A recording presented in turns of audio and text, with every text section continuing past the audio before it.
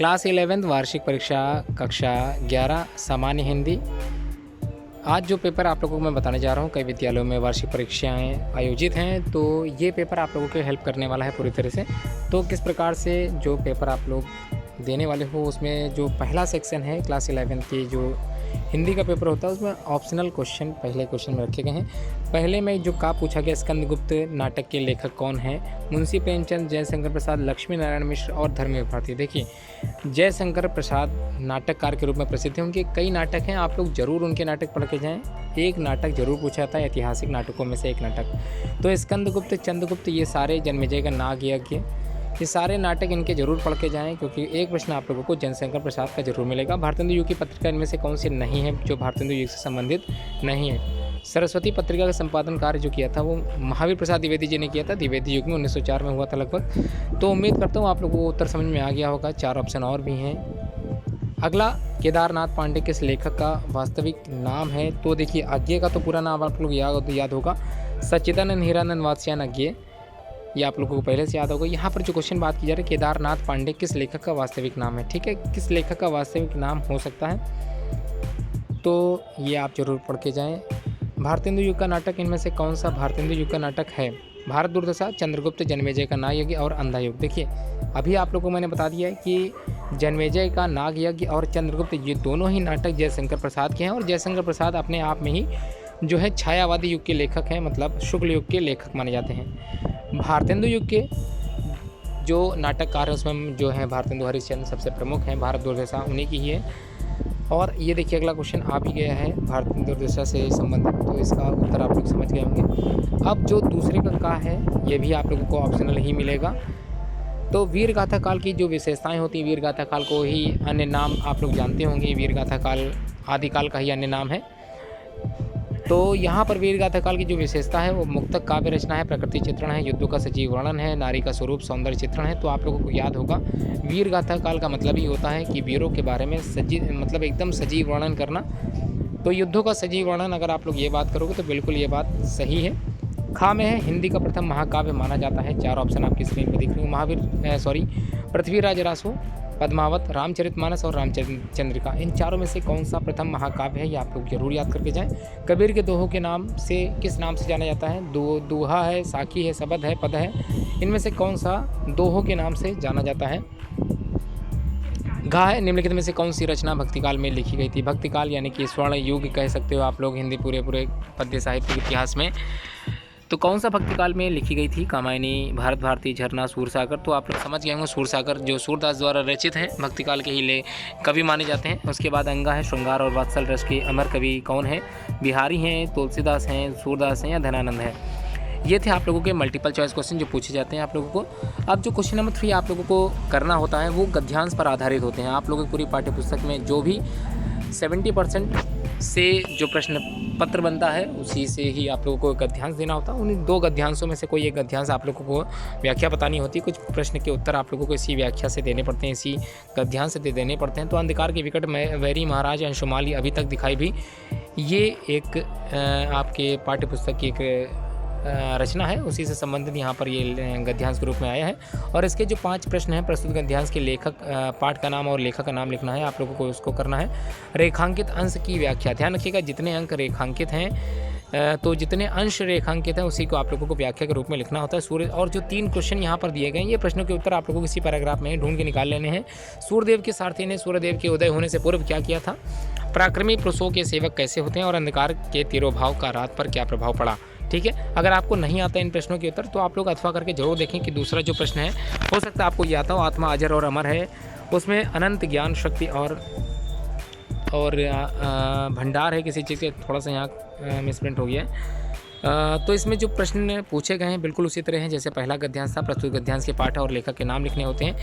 दूसरा है रेखांकित अंश की व्याख्या बतानी होती है। तीसरा, आत्मा में किसका भंडार है। चौथा, जहाँ ज्ञान होता है वहाँ क्या क्या होता है, ये आप लोग जरूर लिखें। और आखिरी जो प्रश्न है, अल्पज्ञता का परिणाम क्या होता है, ये प्रश्न पूछा जाता है। उसके बाद पद्यांश से संबंधित प्रश्न पूछे जाते हैं। तो यहाँ पर 2 पद्यांश आप लोगों को मिलेगा, दोनों में से कोई एक पद्यांश करना होता है और निम्न प्रश्नों के उत्तर भी देने होते हैं। तो पहला जो पद्यांश है, ग्रह भेजस जल पवन पट पाई कुजोग सुजोग, ये जो पूरा पद्यांश है, इसमें पहला जो प्रश्न है, पद्यांश के पाठ एवं कवि का नाम लिखना है, रेखांकित अंश की व्याख्या करनी होती है, कुयोग और सुयोग पाकर क्या परिवर्तन होता है, किस मनुष्य को उपदेश नहीं देना चाहिए, और कवि के अनुसार किए किसे जगह जाना नहीं जगाया जा सकता। अगर ये नहीं आता तो दूसरा है, बाने फहराने गहराने घंटा गजन के, ना ही ठहराने राव राने देश देश के। ये जो पद्यांश है, इससे संबंधित जो प्रश्न यहाँ पूछे गए हैं बिल्कुल उसी तरह के हैं। पद्यांश के पाठ और लेखक कवि का नाम आप लोगों को बताना है, रेखांकित अंश की व्याख्या करनी होती है, वीर शिवाजी की सेना के नगाड़ों की आवाज़ क्या प्रभाव पड़ा ये लिखना है, कविवर भूषण के ने यहाँ हाथियों की चाल कैसी बताई है, शिवाजी की सेना के चलने से क्या हुआ, ये आप लोगों को लिखना होता है। अगला जो प्रश्न संख्या 5वां का है, उसमें लेखक का साहित्यिक परिचय पूछा जाता है। तो लेखक का साहित्यिक परिचय में आप लोगों के सामने 3 लेखक दिए गए हैं, इन्हीं तीनों में से किसी एक लेखक का साहित्यिक परिचय आप लोगों को करना होता है। 3 है, भारतेंदु हरिश्चंद्र, सरदार पूर्ण सिंह, और तीसरा है राहुल सांकृत्यायन। ठीक है। अगला जो खा है, उसमें आप लोगों को किसी एक कवि का जो है कवि परिचय करते हुए आप लोगों को रचनाओं का वर्णन भी करना होता है। तो 3 में से किसी एक का करना। अधिकतम शब्द सीमा जो है 80 है, तो आप लोग प्रयास कीजिए कि एक पन्ने से बिल्कुल ज़्यादा मत ले जाइए। 80 शब्द का मतलब ही होता है आप लोगों को सिर्फ और सिर्फ 80 शब्दों में रचना और जो साहित्यिक परिचय होता है वो ख़त्म कर देना होता है। अगला जो यहाँ पर प्रश्न पूछा गया है उसको ध्यान से समझिएगा। बलिदान अथवा आकाशदीप कहानी का जो सारांश होता है उसको अधिकतम आप लोगों को 80 शब्दों में कंप्लीट करना होता है। किसी एक का करना, अगर आपको ये प्रश्न नहीं आता है तो आप लोग दूसरा अथवा करके बलिदान कहानी के उद्देश्य पर प्रकाश डाल सकते हैं। और उसके बाद जो प्रश्न यहाँ पूछा गया है 7वां जो पूछा गया है, उसमें आन का मान नाटक पर सारांश लिखने के लिए पूछा जाता है। अगर आपको नहीं आता है सारांश तो आप लोग दुर्गा दास का चरित्र चित्रण कर सकते हैं। ठीक है, ये लक्ष्मण क्षेत्र वासियों के लिए प्रश्न पत्र है। अगला जो प्रश्न है खंड खा के लिए, निम्नलिखित गद्यांशों में से किसी एक का संदर्भ सहित हिंदी में अनुवाद कीजिए। तो ऋषि भारद्वाजस्य आश्रमः अपि अत्रैव अस्ति। तो ये जो पूरा गद्यांश दिया गया है इसी का आप लोगों को अनुवाद लिखना है। पूरा हिंदी अनुवाद लिखते हुए आप लोगों को कंप्लीट करना है। 2 नंबर आप लोगों को संदर्भ लिखने के हैं जिसमें आप लोग पाठ का नाम जरूर बताएं, और 5 नंबर आप लोगों को हिंदी अनुवाद के मिलेंगे। कुल मिला के 7 अंक इस पर निर्धारित हैं।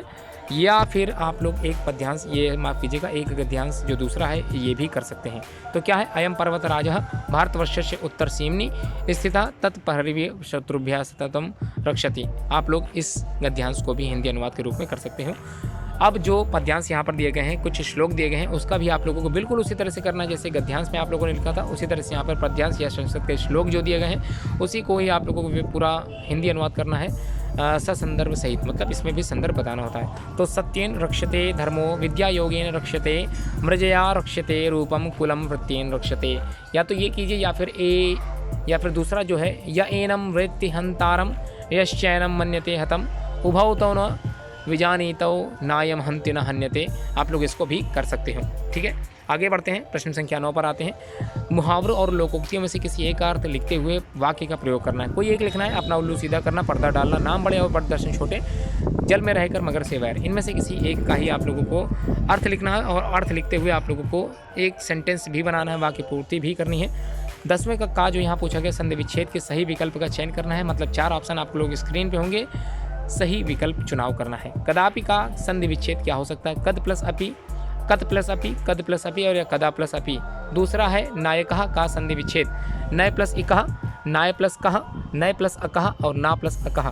और अंतिम है इत्यादि का संधि विच्छेद क्या हो सकता है, इति प्लस आदि, इत्य प्लस आदि, इति प्लस आदि और इति प्लस आदि। इनमें से कौन सा सही उत्तर होगा। खा जो यहाँ पर पूछा गया 10वें का, सही विभक्ति और वचन लिखना है। राजानः शब्द में विभक्ति और वचन क्या है, 4 ऑप्शन आपको दिख गए होंगे, कोई एक ऑप्शन ही सही होगा। उसी तरह से जगतः शब्द में विभक्ति और वचन बताना है, 4 ऑप्शन आपकी स्क्रीन पे हैं, किसी एक जो है आप लोगों को उत्तर लिखना होता है। अगला 11वें का जो का है, निम्नलिखित शब्द युग्मों का सही अर्थ चयन करके लिखना होता है। निशि वासर।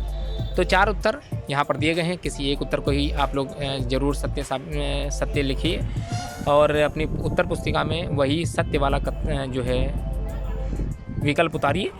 अंश और अंशु से संबंधित जो भी आप लोगों को ऑप्शन सही लगे वो आप लोग अपनी उत्तर पुस्तिका में लिख सकते हो। खा निम्नलिखित में से किसी एक का 2 अर्थ लिखना है आप लोगों को। अंबर लिख सकते हो, बत्र लिख सकते हो, विधि लिख सकते हो और अंक लिख सकते हो।